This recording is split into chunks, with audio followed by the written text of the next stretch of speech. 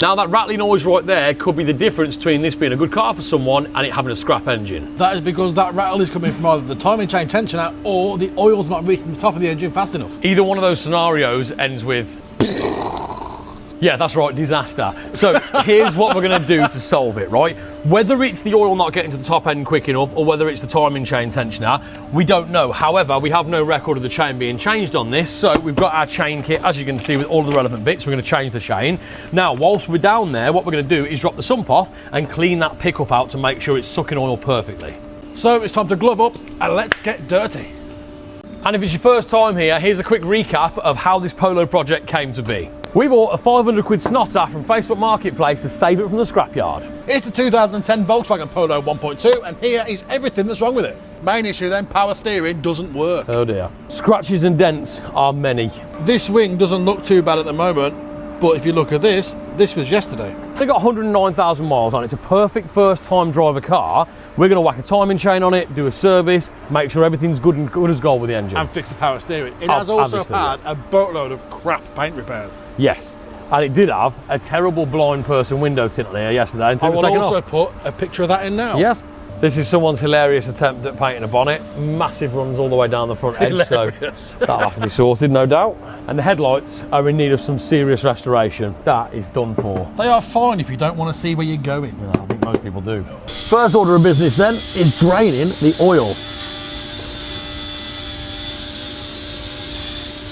Wait for it, wait for it.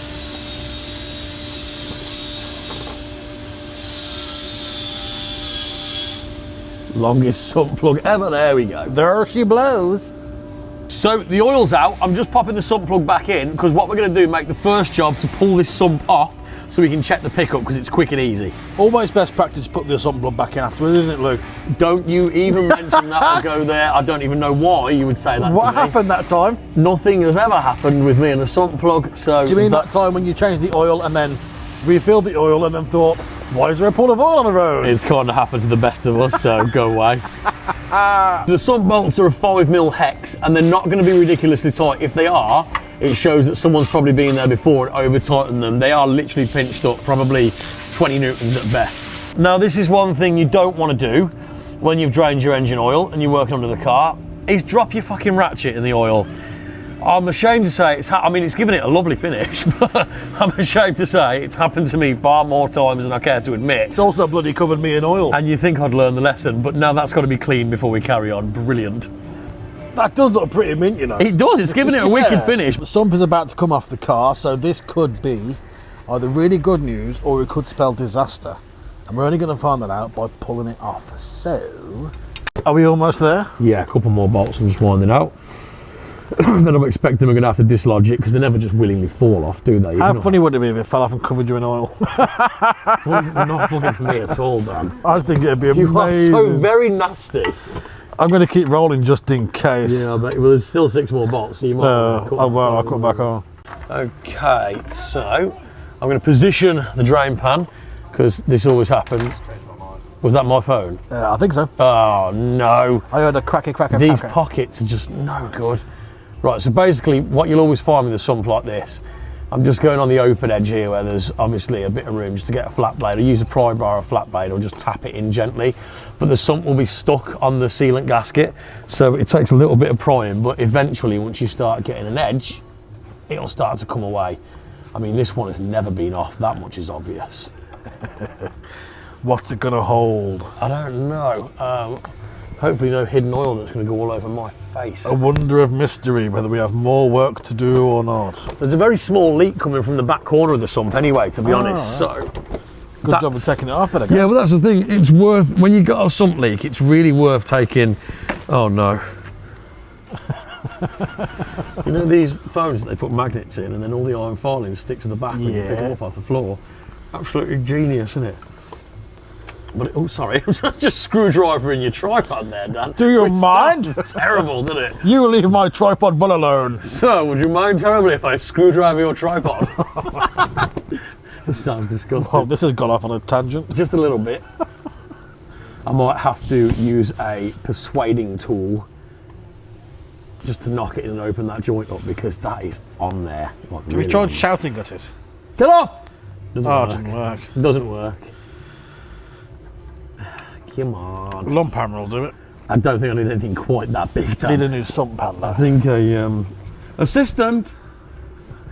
Assistant. Oi! She's gonna swear at you. Can I borrow you, please? No, she just had her head on her phone and was miles away. Can you pass me a hammer? Yes, please. It's better than what I could have said. Thank you. Not a panel beating hammer. A regular hammer out of the drawer of the toolbox.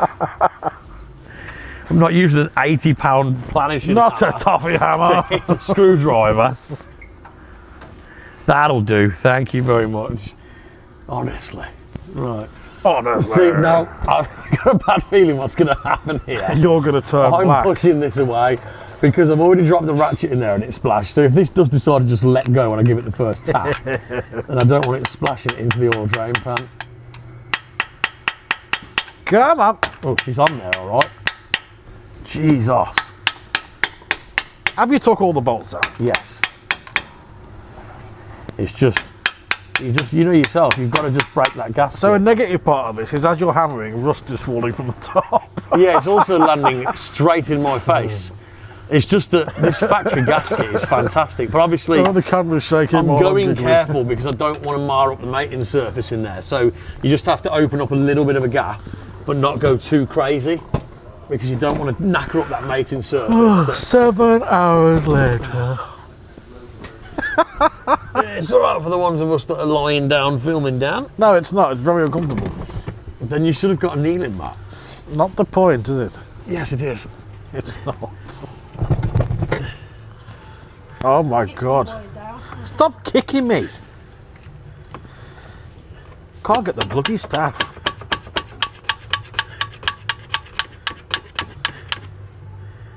See the extra gasket coming away. We've got movement. We definitely have movement. Just that tone changes, doesn't it? As it's built there. Oh, We go. yeah, That's the movement. what you look for, that pop.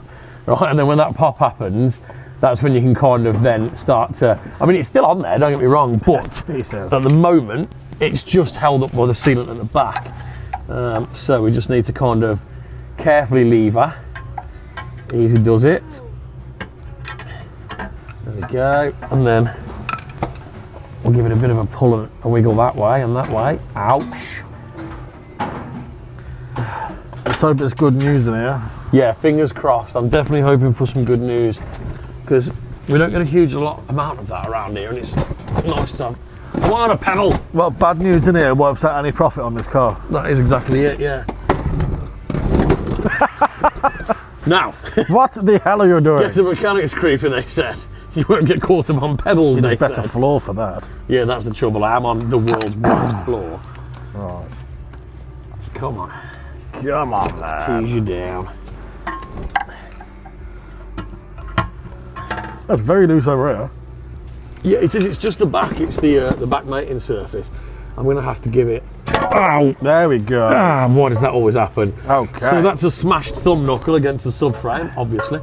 Right, so what I'm going to do is fetch this out of the way quickly. There is one crank. Nope. Sorry, I've got to get that there, and I'm going to put the oil drain pan just Under the underneath pickup. to catch any runoff. There we go. Sorted, right. Now our pickup is right in the bottom of this engine, as we can see. So what I'm going to do is grab some tissue and stuff, clean it all off. And then we so can have a look at damn it. good look, and then we figure out from there. There are few things in this world that smell as good as the scent coming from the engine when the sump is on. Oh, That yes. Oily, fuely. Love crankcase vapors. It's probably not good for you, but it smells fucking lovely. Here we have the oil pickup. I think I can't see what I'm filming from there. You got to be careful, you're over the oil pan. I've got to say, Oh shit. upon a visual inspection, that is perfect. I can't tell if I've got that in shot or not. I don't know. Well, I'll tell you what. Move over this way, just so we get everything covered, and then push towards me.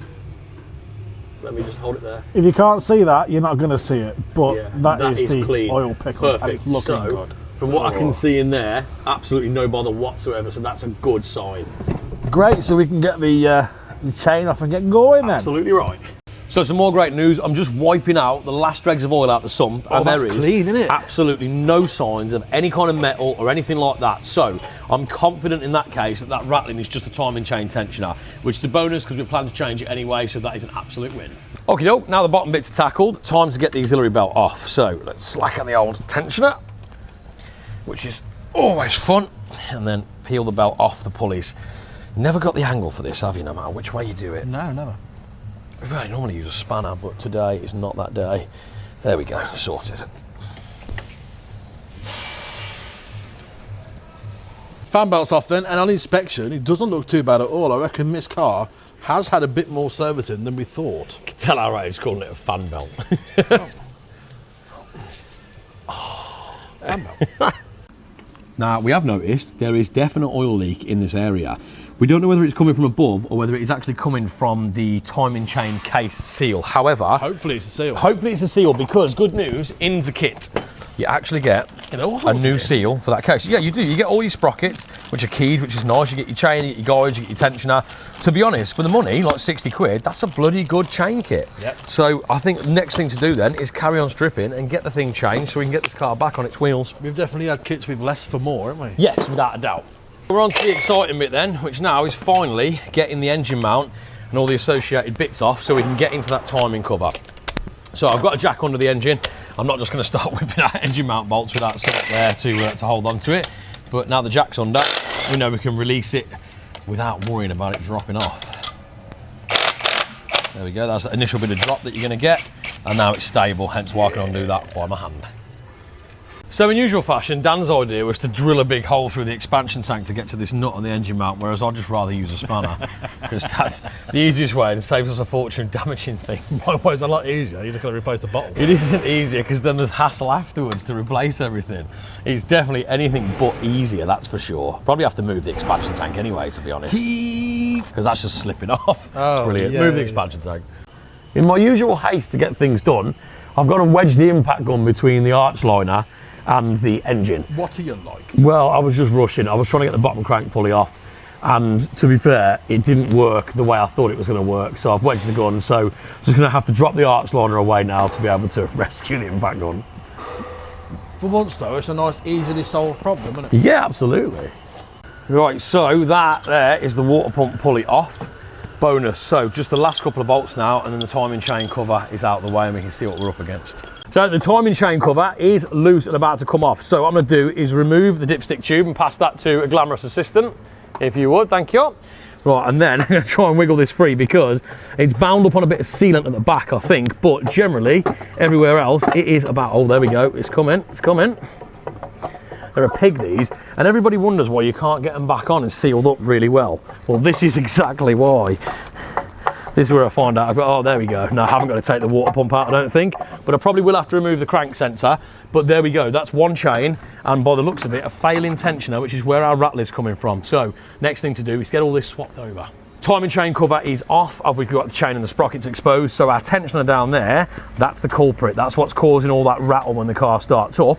So we've got all the relevant bits we need rather to replace, so we're going to time it up now. I'm just about to take the rocker cover off because we're going to time it from the cams, and then the sprockets chain will come off, everything will go back on, and we should be last problem solved other than bodywork. That bottom belt is very loose. Yes, it is, that's where, you know, yeah, they're not riding very well, are they? Because that tensioner there is not doing brilliant, but that guide rather, but that will all get sorted. We're all locked off now. Cams are all locked off with the cam locking gear. I've locked the crank around the back. I've loosened the cam pulleys. Tensioner's loosened. The chain's off. Obviously, all we've got to do is pull the bottom sprocket off there, replace that with a new one. It's keyed, so it's nice and easy in position. And then literally, I'm just going around now, cleaning off all of the old gasket residue. As you can see, there's still a little bit on the mating surface. So we'll get rid of all of that, ready to receive a nice new gasket when we put the timing cover back on. The real culprit for all of that rattling was this, the timing chain tensioner. So this one had gone completely weak, and even when you were rotating the belt manually, the tensioner was just jumping in and out and spraying oil everywhere. So it was essentially not doing its job. So upon start, what was happening was this was allowing the chain to rattle. Then when everything warmed up, it would settle down a little bit, but there was still a little rattle as we were going. So changing that will solve the problem, but obviously you're not going to change that without doing a chain, sprockets and all the associated gear. So sorted, problem solved.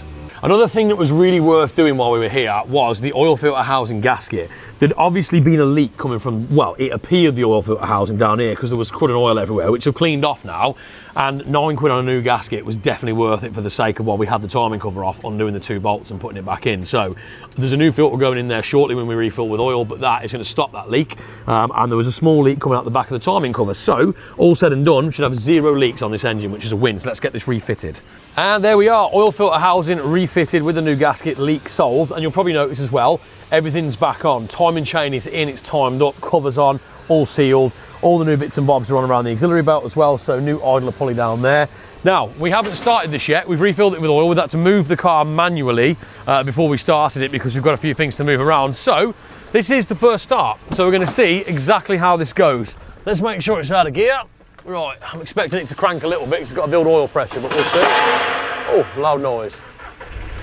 Oh, okay, nice. Oh, that belt's loose. Ah, right, okay. Oh, okay, right. There we are. So there is a small issue. Right, let's explore though what that is, because the only bit we haven't replaced on this auxiliary belt side is the tensioner, and aha, we did replace the belt though and the idler pulley.